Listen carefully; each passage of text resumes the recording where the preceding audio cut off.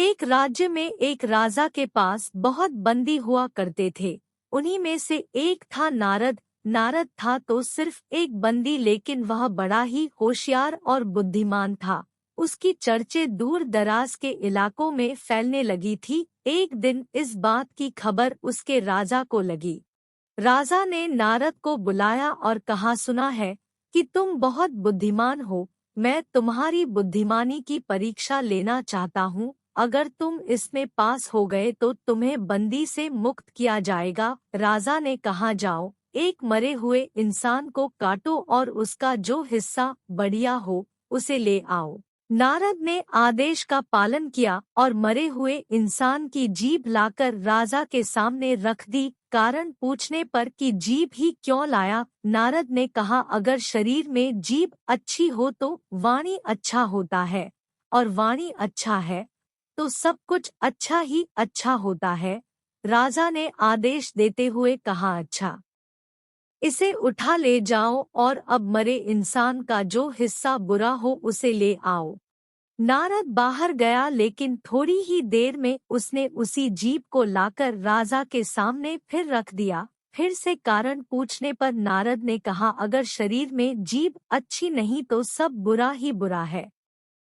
उसने आगे कहते हुए कहा है, राजन, वाणी तो सभी के पास जन्मजात होती है, परंतु बोलना किसी किसी को ही आता है। क्या बोले, कैसे शब्द बोले, कब बोले, इस एक कला को बहुत ही कम लोग जानते हैं।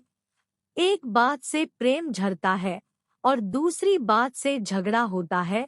कड़वी बातों ने संसार में न जाने कितने झगड़े पैदा किए हैं।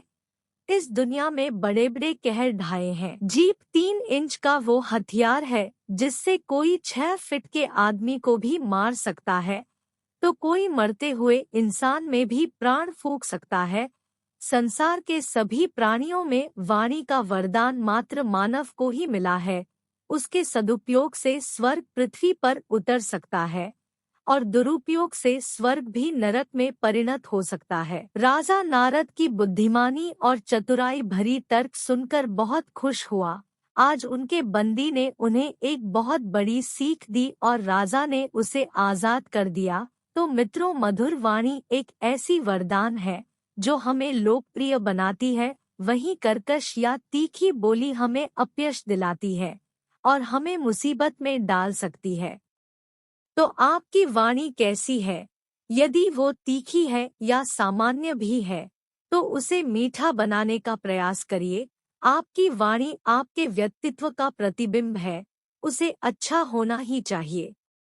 तो उम्मीद है आपको इस कहानी से कुछ सीखने को मिली होगी। अगर कहानी अच्छी लगी तो हमारे चैनल को सब्सक्राइब करना ना भूलें।